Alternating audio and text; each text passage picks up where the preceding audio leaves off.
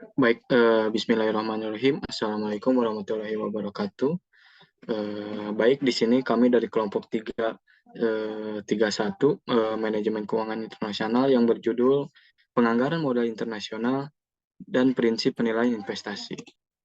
Baik, di sini saya tidak sendiri, ada saya sendiri, Sabta Prayoga dengan NIM 082, ada Sandi Putra Apriliansa dengan NIM 085, ada Albertus Kendi dengan NIM 086, ada Ratnasari Dewi dengan NIM 100, ada Pani Kaira Palesta Lestari dengan NIM 114, dan ada Jahara Fahira dengan NIM 120.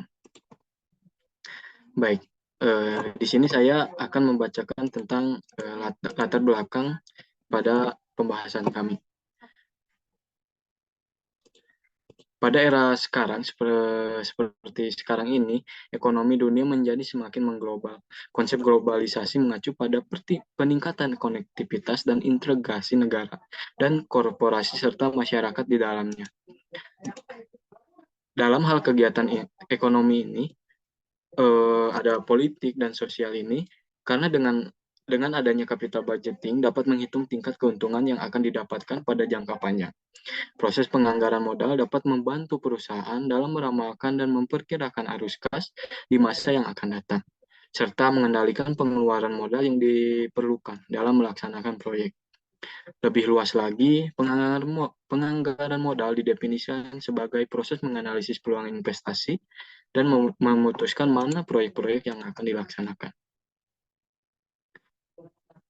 Baik, di sini ada definisi prinsip penilaian investasi. Investasi merupakan aktivitas perusahaan yang penting untuk meningkatkan nilai perusahaan dan kemakmuran pemegang saham.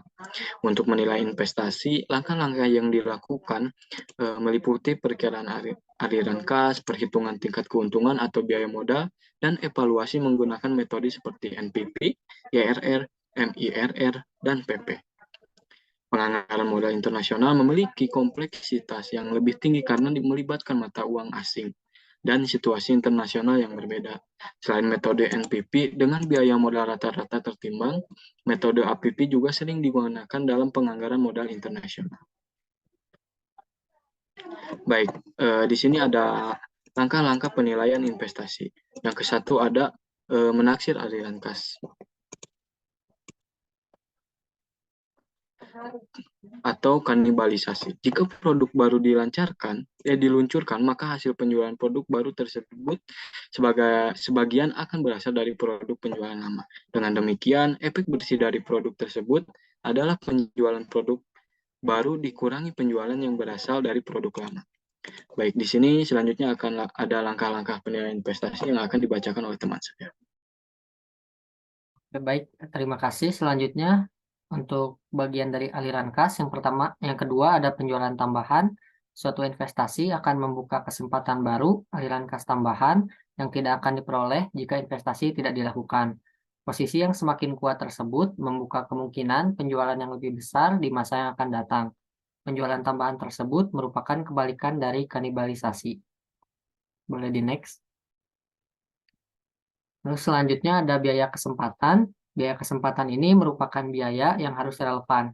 Biaya kesempatan mencerminkan biaya ekonomi yang harus dibayar perusahaan meskipun perusahaan tersebut sudah memiliki aset tersebut. Jadi mereka bisa membeli sebuah aset dengan biaya kesempatan.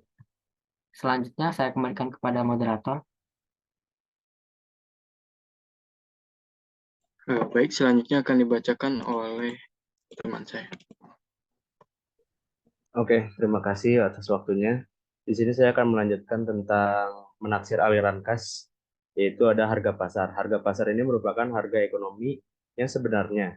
Jika ternyata tidak ada harga pasar, maka alternatif lain bisa dilakukan seperti penghematan biaya atau kenaikan keuntungan yang diperoleh. Oke, di next.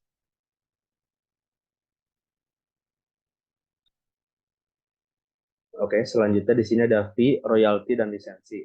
Hal ini merupakan suatu hal yang bisa dibebankan oleh kantor pusat atau proyek bagi sebuah proyek, dan fee ini merupakan biaya yang termasuk ke dalam aliran kas masuk bagi kantor pusat.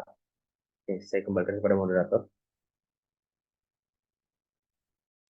Baik, selanjutnya ada langkah-langkah penilaian investasi yang kedua, yaitu ada evaluasi kelayakan investasi yang akan dibacakan oleh Ratna Sari. Baik, terima kasih atas waktunya. Untuk yang selanjutnya yaitu menggunakan metode NPV, Net Present Value, yang dimana metode terbaik untuk menghitung kelayakan investasi.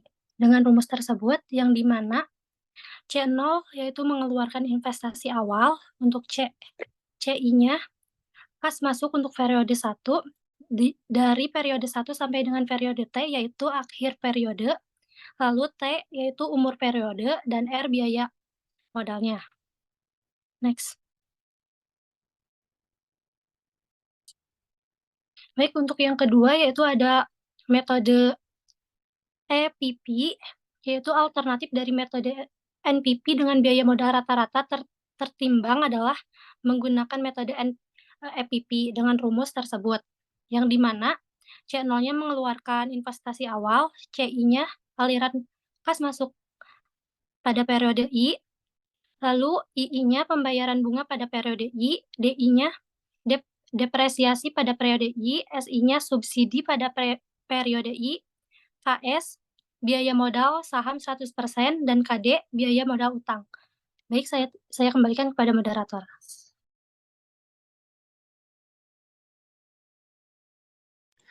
Baik, di sini ada langkah-langkah penilaian investasi.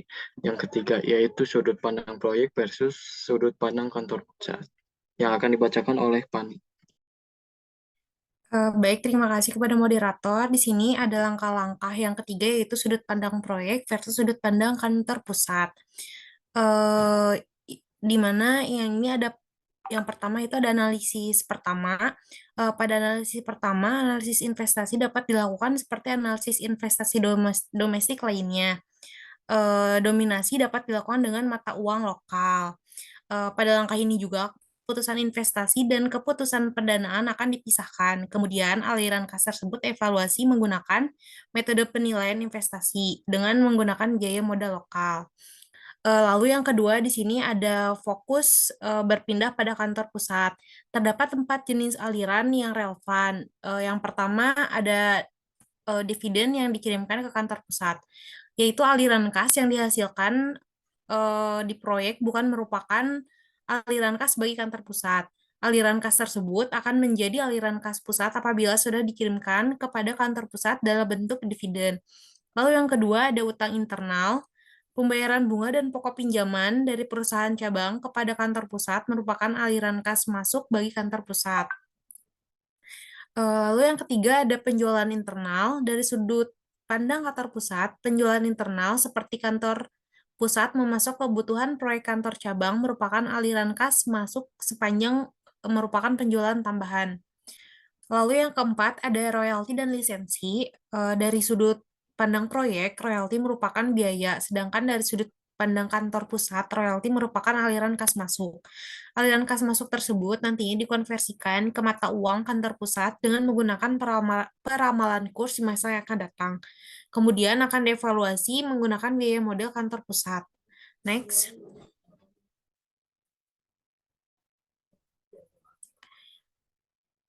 Lalu langkah-langkah penilaian investasi yang selanjutnya yaitu penyesuaian terhadap risiko politik dan ekonomi. Nah, untuk menyesuaikan risiko tersebut, perusahaan bisa melakukan beberapa cara. Yang pertama itu ada memperpendek periode payback. Cara ini menjelaskan bahwa dalam kondisi normal, suatu proyek dievaluasi dengan periode payback 5 tahun. Artinya, jika sebuah proyek memiliki payback lebih dari 5 tahun, maka proyek tersebut dikatakan kurang menarik. Sekian dari saya kembalikan kepada moderator.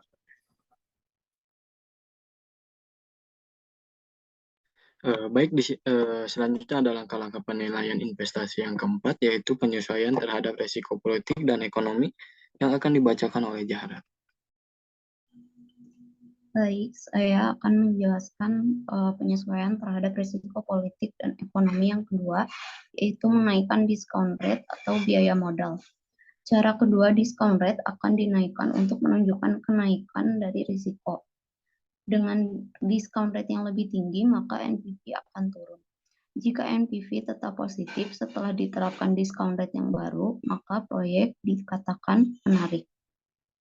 Boleh di next. Selanjutnya yaitu menyesuaikan aliran kas, di mana pendekatan yang lebih kuat adalah melakukan penyesuaian terhadap aliran kas yang diharapkan. Informasi pengaruh risiko politik terhadap aliran kas biasanya lebih baik dibandingkan informasi pengaruh tersebut terhadap biaya modal. Sebagai contoh, informasi mengenai timing aliran kas bisa dipakai untuk menyesuaikan aliran kas.